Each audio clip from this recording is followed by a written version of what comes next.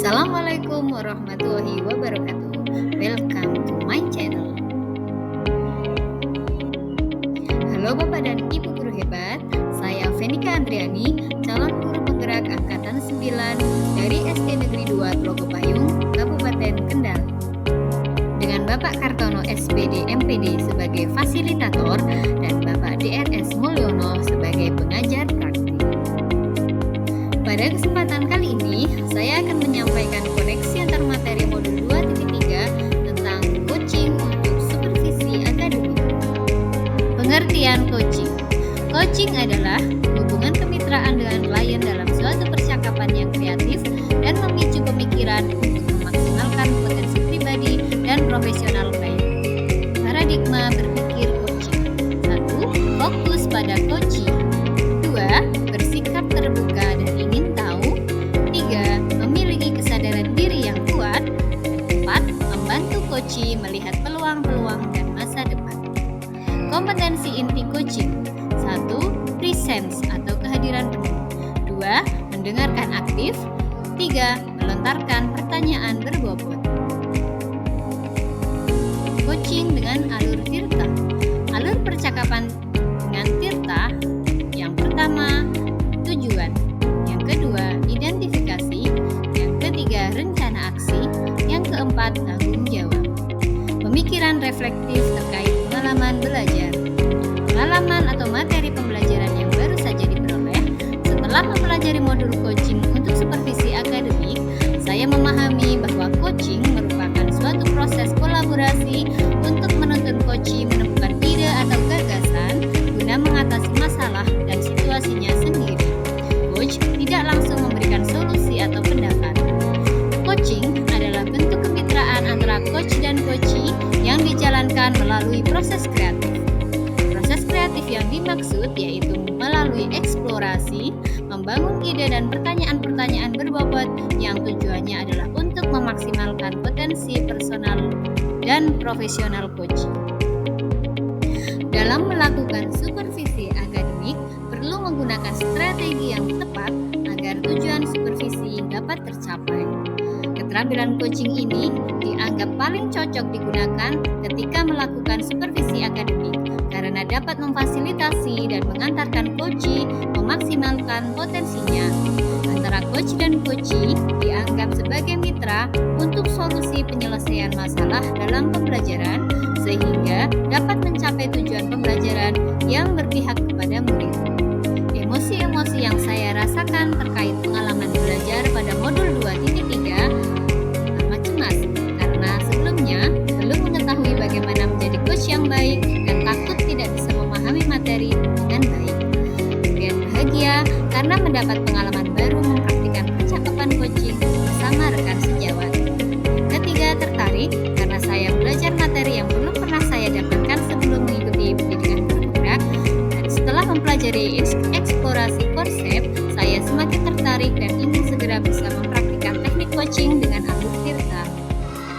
Yang sudah baik berkaitan dengan keterlibatan diri saya dalam proses belajar pada modul 2.3.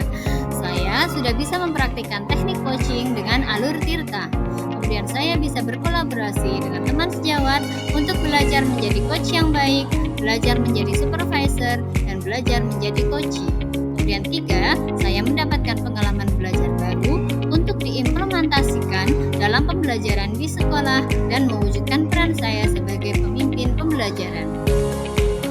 Yang perlu diperbaiki terkait dengan keterlibatan diri saya dalam proses belajar pada modul 2.3 antara lain kemampuan dalam mengajukan pertanyaan berbobot agar bisa menggali ide dan potensi coachee tanpa melabel dan menjudge coachee. Keterkaitan terhadap kompetensi dan kematangan diri pribadi. Setelah mempelajari modul 2.3, kemampuan saya dalam melakukan percakapan coaching semakin meningkat. Saya sudah menggunakan alur tirta dalam menggali potensi coachee dan tidak lagi melabel dan tidak ada kesan menjudge dengan asumsi saya pribadi. Ditandai dengan coachee yang merasa nyaman dengan situasi coaching dan coachee sudah bisa menemukan sendiri solusi atas permasalahan yang dihadapi. Analisis untuk implementasi dalam konteks calon guru penggerak. Berikut ini adalah pertanyaan kritis yang berhubungan dengan konsep materi dan saya mencoba untuk menggalinya lebih jauh. Pertanyaannya, bagaimana cara mempraktekkan teknik coaching untuk supervisi akademik di lingkup sekolah? Dalam lingkup sekolah, tidak semua kepala sekolah maupun guru memahami teknik coaching ini. Ketika melaksanakan supervisi akademik, masih terasa perbedaan jenjang atasan dan bawahan. Konsep kemitraan belum terjalin dengan baik. Oleh sebab itu, kepala sekolah maupun guru harus diberi bekal bagaimana teknik supervisi yang lebih nyaman dan bermakna, agar permasalahan yang dihadapi guru dalam proses pembelajaran dapat terselesaikan dan potensi guru juga berkembang dengan baik. Salah satunya adalah dengan menerapkan konsep coaching untuk supervisi akademik. Berikutnya adalah mengolah materi yang dipelajari dengan pemikiran pribadi sehingga tergali wawasan insight baru.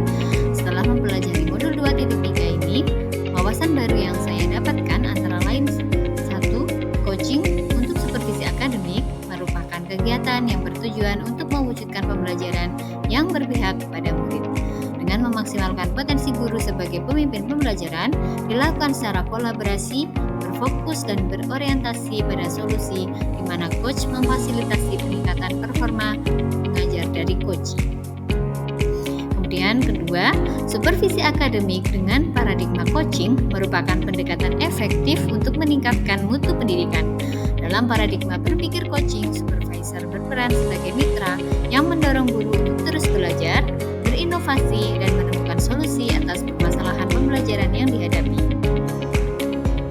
Analisis tantangan yang sesuai dengan konteks asal calon guru penggerak, baik tingkat sekolah maupun daerah. Pemahaman guru tentang supervisi akademik masih seputar pengawasan dan penilaian, sehingga guru kurang bisa mengembangkan potensi dirinya dan cenderung merasa cemas, bahkan ketakutan saat akan disupervisi. Jadi, tantangannya adalah bagaimana ke depan kita bisa mengubah mindset supervisi yang mulanya berfokus penilaian menjadi berfokus untuk mengembangkan potensi diri guru.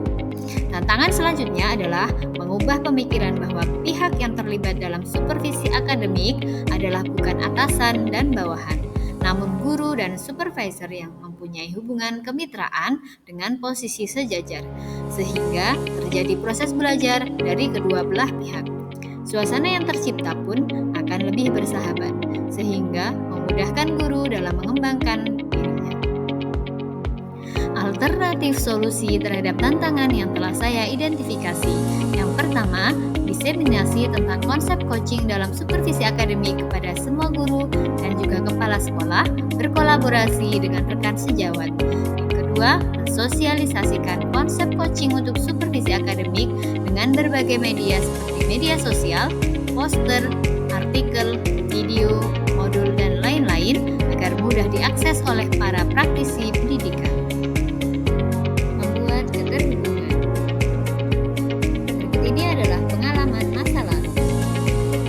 Sebelumnya, saya hanya mengenal kata coach di bidang olahraga saja. Pengalaman saya dalam mengikuti supervisi akademik juga hanya sebatas untuk penilaian kinerja guru tanpa adanya pengembangan kompetensi. Tidak ada penerapan prinsip coaching di dalamnya. Supervisi akademik juga dilakukan dalam satu tahap, yakni hanya observasi, tanpa adanya kegiatan pra-observasi dan juga pasca observasi. Penerapan di masa mendatang. Sebagai pemimpin pembelajaran, saya akan menerapkan prinsip-prinsip coaching terhadap siswa maupun pihak lain. Selain itu, prinsip-prinsip coaching sangat perlu dilaksanakan dalam supervisi akademik di sekolah, sehingga supervisi tidak hanya sebatas penilaian saja, tetapi bisa mengembangkan potensi diri guru secara lebih maksimal. Konsep atau praktik baik yang dilakukan dari modul lain yang telah dipelajari. Dari modul 2.1, saya belajar tentang pembelajaran berdiferensiasi yang mengakomodasi kebutuhan belajar siswa. Tujuannya adalah siswa bisa mengembangkan potensi dirinya. Di modul 2.3 ini, saya mempelajari proses coaching yang juga bertujuan memaksimalkan potensi yang dimiliki coachee dalam menyelesaikan permasalahan yang dimilikinya.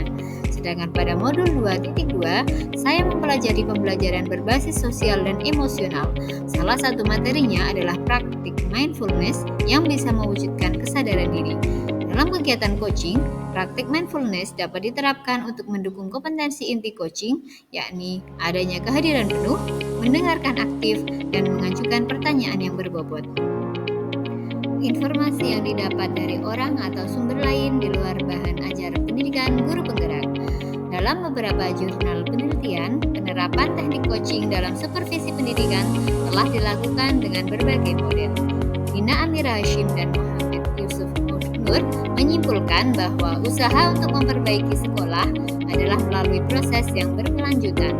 Penerapan coaching membantu pemimpin sekolah untuk meningkatkan kompetensi seorang pemimpin dan membangun prestasi sekolah yang lebih baik. Penerapan coaching dalam penelitian tersebut membantu kepala sekolah dalam memberikan dukungan dalam meningkatkan kinerja pendidik. Sementara, Norma Atiah dan kawan-kawan dalam penelitiannya tentang Effect of Principal Coaching and Supervision towards Teachers' Performance menyimpulkan bahwa pola hubungan coaching dengan supervisi pendidikan kepala sekolah berpengaruh pada kinerja pendidik. Demikian koneksi antar materi modul 2.3. Terima kasih sudah menonton. Jangan lupa subscribe dan follow ya di channel Venika Andriani. Salam guru penggerak, bergerak, tergerak, dan menggerakkan. Wassalamualaikum warahmatullahi wabarakatuh.